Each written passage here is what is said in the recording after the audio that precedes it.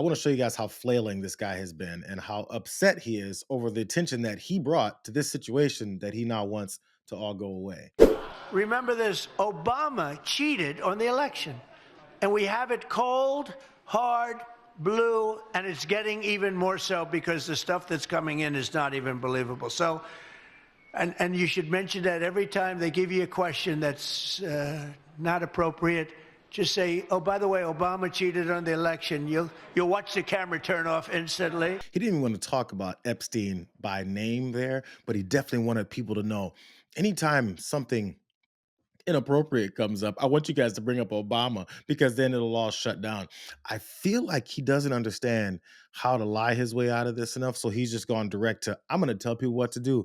I want you guys to stop talking about Epstein. I'm sick of you doing this. As a matter of fact, here's a distraction. We're doing a real job, but what we found out is horrible, that Obama and a group of thugs cheated on the elections. They cheated violently, viciously on the elections. They're violent people. They're vicious, horrible. These are vicious, horrible people. And we can't let this happen. Yeah, this is really desperate. They're vicious, horribly vicious, bloodthirsty, violent people. Again, this is based off of his lies about the former president, Barack Obama, and the way that the intelligence agencies also discovered and pointed out how Russia was interfering with the elections. But it's violent and it's vicious. You know, that black guy that was in office, he's like, like a thug or something. Again, he still thinks that this type of way of thinking is going to fool enough people because, it did for a long enough time. But the leader of the gang was President Obama, Barack Hussein Obama. Have you heard of him? And except for the fact that he gets shielded by the press for his entire life, that's the one they look. He's guilty. It's not a question. I like to say, let's give it time. It's there. He's guilty. This was treason. This was every word you can think of. They tried to steal the election. They tried to obfuscate the election. They did things that nobody's ever even imagined, even in other countries. You've seen some pretty rough countries. This man has seen some pretty rough countries, but you've never seen anything like that. And we have all of the documents. And from what Tulsi told me, she's got thousands of additional documents coming. So President Obama, it was his concept, his idea, but he also got it from crooked Hillary Clinton. Crooked is a $3 bill. Is there anyone else he can bring up? Bill Clinton. I think maybe he can bring up Biden. Maybe he can bring up Kamala Harris. It doesn't matter. It's just crooked.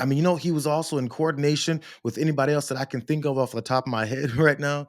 But don't forget, that black president was a thug. He was a thug that led this whole investigation into Donald Trump, which was discovered to have been accurate, that Russia was interfering with the election because they preferred this guy being in office. And if you wonder why Russia would prefer this guy being in office, just to take a look at the things that Russia's been doing ever since this guy's been back in office and what he's done in response while they're still trying to push this lie.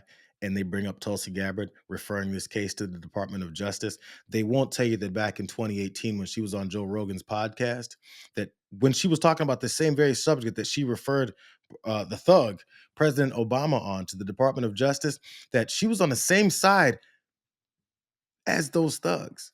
When you're talking about like these Russian troll farms that you mentioned, what is missing from all of the news coverage around this and all of the outrage about how this foreign country is trying to influence our elections, which is wrong and which the American people need to be aware of where this information is coming from, is the fact that and you're saying, why does somebody do that? Well, because this country does want to influence who we're electing, right? Yes. Like, we'd rather work with this person. We know that person's not going to be nice to us.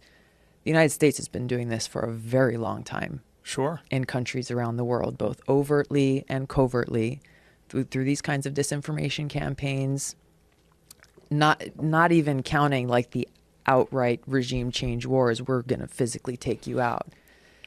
And I think it is very hypocritical for us to be discussing this issue as a country without actually being honest about how this goes both ways. So yes, we need to stop these other foreign countries, and Russia's not the only one. There are others. from trying to influence the American people in our elections, we also need to stop doing the same thing in other countries. Yeah, without doubt.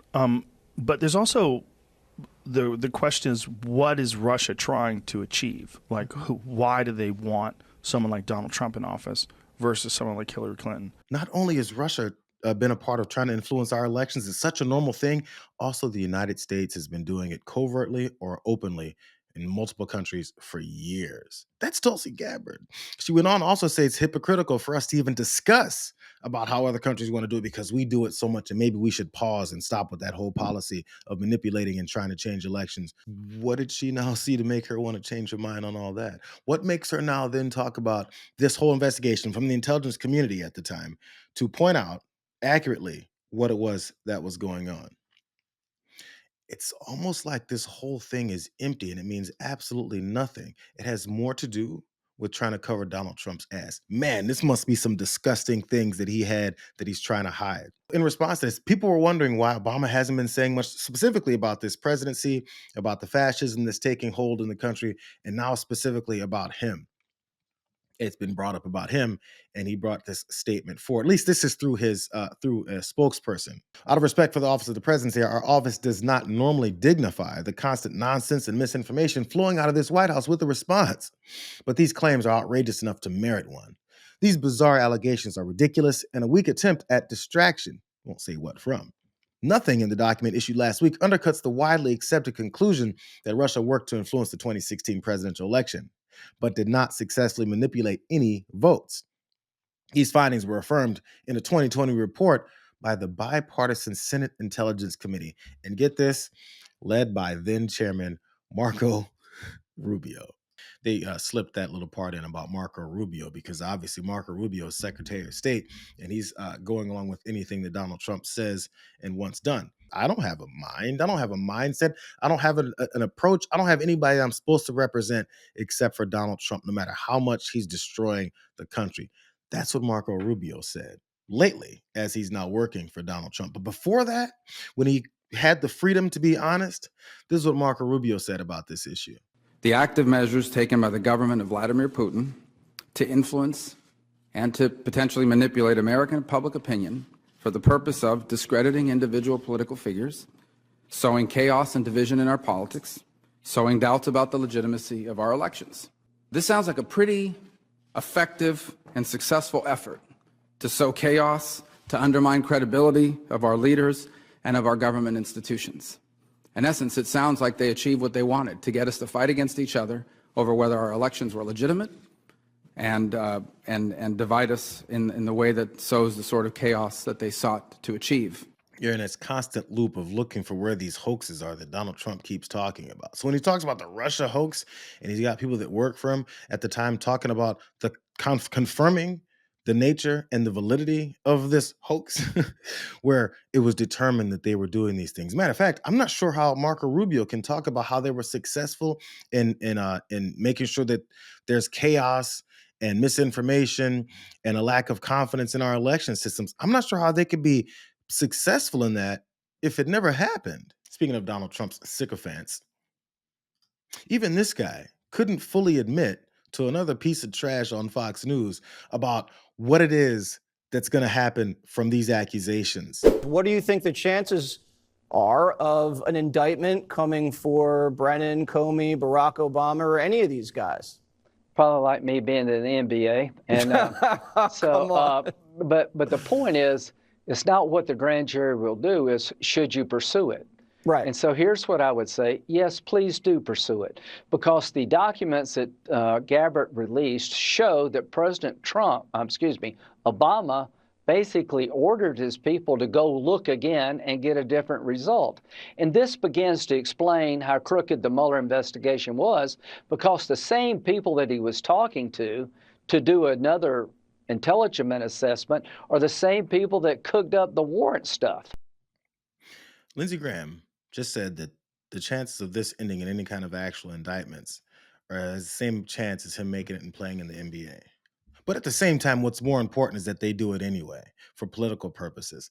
That's how they operate. Like, they keep telling you exactly who they are and what it is that they're doing.